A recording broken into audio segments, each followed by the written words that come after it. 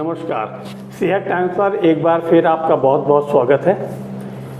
दोस्तों, होम्योपैथिक दवा को लेकर बहुत सी भ्रांतियां लोगों के मन में हैं। इन भ्रांतियों में क्या सही है क्या गलत है, इस पर बात करने के लिए आज हम हैं डॉक्टर गिरीश गुप्ता जी के पास, जो कि Gaurang clinic and centre for homeopathic research के चीफ कंसल्टेंट भी हैं और इनफैक्ट इसकी स्थापना भी डॉक्टर गुप्ता ने ही की थी। तो डॉक्टर साहब बहुत बहुत नमस्कार आपको। तो डॉक्टर साहब, आपसे जिस विषय पे हम बात कर रहे हैं कि भ्रांतियां क्या हैं, इस पे हम ये ज़रूर, इसमें हमारे मन में बात है कहीं ना कहीं कि आपका जो शोध हुआ है या जितना वो साक्ष्य आधारित है। तो थोड़ा सा हमको आप ये बताइए कि इसमें कहाँ तक ठीक है और कहाँ गलत है। ये जैसे लोग कहते हैं खुशबूदार चीज़ें, इलायची, हींग, इसका सेवन नहीं करना चाहिए। यहाँ तक कि बहुत से डॉक्टर्स भी ये बात को कहते हैं, अपने इंस्ट्रक्शन में भी लिखते हैं वो लोग कि इस पे ऐसा ना करें। तो क्या ऐसा है? ये वास्तव में एक भ्रांति है कि होम्योपैथिक दवा को प्याज, लहसुन, हींग, जीरा, मसाले, अचार ये न्यूट्रल कर देते हैं। ऐसा नहीं होता जी, क्योंकि होम्योपैथिक मेडिसिन्स यूजुअली पोटेंटाइज्ड होती हैं। जी, पोटेंटाइज्ड का मतलब होता है वो क्रूड फॉर्म में नहीं होती बल्कि एनर्जी फॉर्म में कन्वर्ट हो जाती है, डायनेमिक होती है। जी। तो उसका जो प्लेन ऑफ एक्शन है वो बिल्कुल डिफरेंट होता है। जब होम्योपैथिक ड्रग को आप टंग में डालते हैं तो सेंसरी नर्व्स को स्टिमुलेट करती है, वो स्टिमुलेशन ब्रेन में जाता है और नर्वस सिस्टम, इम्यून सिस्टम के थ्रू दवा का एक्शन होने लगता है। तो जब कोई दवा डायनेमिक है तो उसको खाने पीने की कोई चीज़ भी उसको न्यूट्रल नहीं कर सकती। डायनेमिक चीज़ को न्यूट्रलाइज करने के लिए दूसरी सब्सटेंस भी डायनेमिक होनी चाहिए जी, जो कि खाने पीने की चीज़ें ऐसे नहीं होती। इसलिए ये भ्रांति है कि ये महक वाली चीज़ों से दवा एंटीडोट हो जाती है, एब्सोल्युटली गलत है। हाँ, एक्चुअली ये कंफ्यूजन डॉक्टर्स के ही इंस्ट्रक्शन देने की वजह से और ज़्यादा होता है, इसलिए लोगों को भी मैं समझता हूँ वो ना समझी की वजह से। हाँ जी, क्योंकि मैं अपनी प्रैक्टिस में भी देख रहा हूँ कि मैं कभी इस तरह के रिस्ट्रिक्शन नहीं बताता। आपने क्या इसमें कोई रिसर्च भी करी है जिससे पता पड़े? इसमें मैंने इन विट्रो स्टडीज़ मैंने किया हुआ है जो कि इंटरनेशनली एक्सेप्टेड जो पैरामीटर्स होते हैं उस पर कि होम्योपैथिक ड्रग्स को फंगल इन्फेक्शन के अगेंस्ट इन विट्रो एक्सपेरिमेंट करके देखे गए जी। तो एक एक्सपेरिमेंट को रखा कंट्रोल, जिसमें कि फंगल इन्फेक्शन पे होम्योपैथिक ड्रग का क्या एक्शन होता है ये देखना था जी। दूसरे एक्सपेरिमेंट सेटिंग किया गया कि होम्योपैथिक दवा को प्याज के जूस, लहसुन का जूस या हींग का डिकॉक्शन या नींबू, इस तरह की चीज़ों से टुगेदर मिक्स करके जी, और उन दवाओं को एक्सपेरिमेंट किया गया। तो जो रिजल्ट्स हैं वो ऑलमोस्ट इक्वल थे। जो दवा डायरेक्ट एक्शन दे रही होम्योपैथिक ड्रग फंगल इन्फेक्शन के अगेंस्ट, उतना ही एक्शन वो देती है जब जिसको आप इन चीज़ों से जो प्रोहिबिटेड आइटम इनमें मिक्स कर दीजिए जी। तो ये बात तो ख़त्म हो गई। अगर वो दवा एंटीडोट कर देती तो वो दोनों को मिला करके उसमें टेस्ट किया गया जी, लेकिन एक्शन बराबर आता है जी।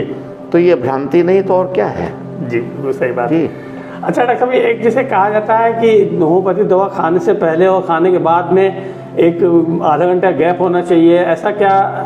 ऐसा कोई हार्ड एंड फास्ट रूल नहीं है, अच्छा, कहीं नहीं है। सिर्फ दवा खाने के समय मुंह साफ होना चाहिए, क्योंकि टंग अगर क्लीन नहीं होगी, पान मसाला लोगों ने खाया हुआ है, सिगरेट पिया हुआ है, ज़बान के ऊपर कोटिंग है, तो उसकी क्लीनिंग होनी चाहिए।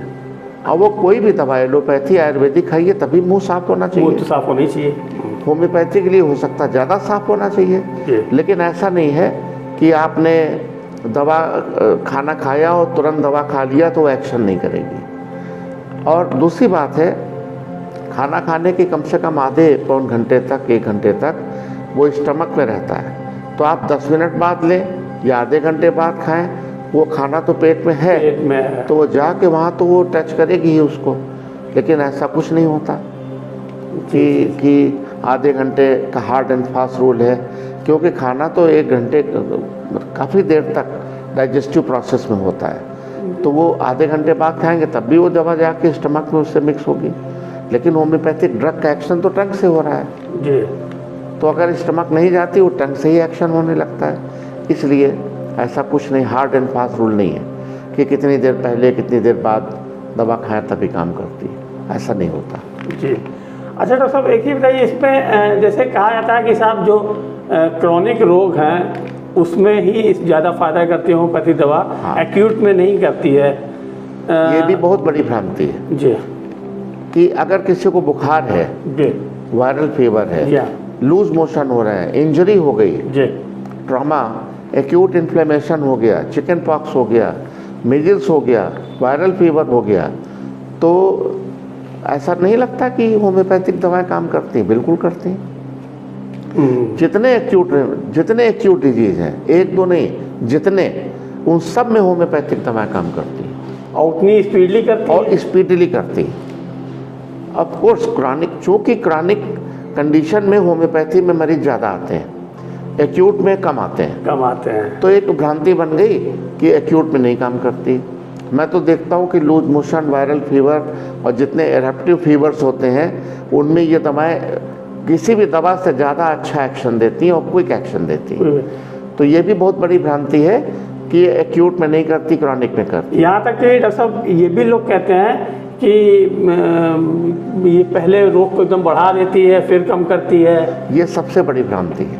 अच्छा। ऐसा नहीं हो सकता कि कोई हमारे पास 100 बुखार लेके आए तो हमारी दवा 102 पहले कर देगी तब ठीक करेगी, जी या किसी को 4 मोशंस हो रहे हैं तो हमारी दवा 12 कर देगी उसके बाद ठीक करेगी। जी। This is very funny.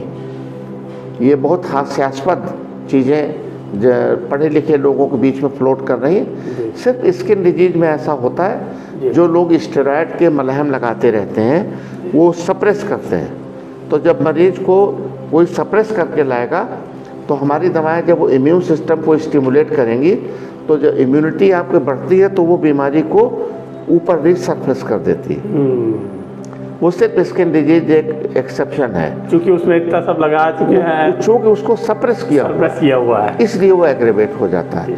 या जैसे लोग आर्थराइटिस के मरीज आते हैं, अब वो पेन किलर पे हैं, पेन किलर से उनको आराम है, तो जनरली लोग होम्योपैथी में आते हैं और डॉक्टर गलती करते हैं कि वो दवाएं बंद कर देते हैं। जब दवाएं बंद करेंगी उसका पेन बढ़ जाएगा, उसी समय आप होम्योपैथी शुरू करते हैं तो लोगों के अंदर भ्रांति आ जाती कि ये दवा तो उभार देती।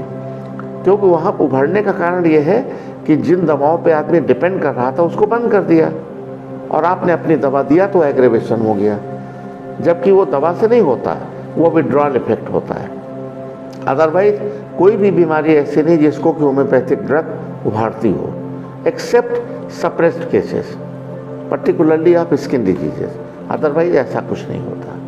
अच्छा डॉक्टर साहब, इसी से एक छोटा सा क्वेश्चन इसी से जुड़ा था डॉक्टर साहब कि जैसे इसको लेके बड़ा कि इसको छूना, ज़्यादा छू दिया तो ख़राब हो जाएगी दवा, इसका असर कम हो जाएगा। अगर गंदे हाथ से छुएंगे तो ख़राब होगी। तो कोई भी दवा छुएंगे वो तो कोई भी दवा कि आयुर्वेदिक के और एलोपैथी के डॉक्टर कहते हैं कि गंदे हाथ से छुइए। नहीं, इसको इसका असर पे मतलब जो है, असर पे भाई कहीं तो छुएगी, जबान पे छुएगी। हाँ जी जी जी जी। तो अगर जबान पे छूने पे काम कर रही है, हाथ से छूने पे ख़राब हो रही है। ये 21वीं शताब्दी में बड़ी हास्यास्पद बातें ये हो रही हैं और पढ़े लिखे लोग भी इससे सफ़र कर रहे हैं इन भ्रांतियों से। तो ऐसा कुछ नहीं होता कि टच करने से दवा ख़राब होती, ऐसा बिल्कुल नहीं होता। चलिए डॉक्टर साहब, बड़ा अच्छा आपने जो बहुत अच्छी जानकारी दी। तो दोस्तों, उम्मीद है इस जानकारियों को जानकर आप इसके मन से ये भ्रम निकलेगा कि होम्योपैथिक दवाओं को खाने में इस तरह की कोई सतर्कता ज़्यादा बरतने की आवश्यकता है। तो फिर किसी समय किसी और टॉपिक पर बात करेंगे, तब तक के लिए नमस्कार।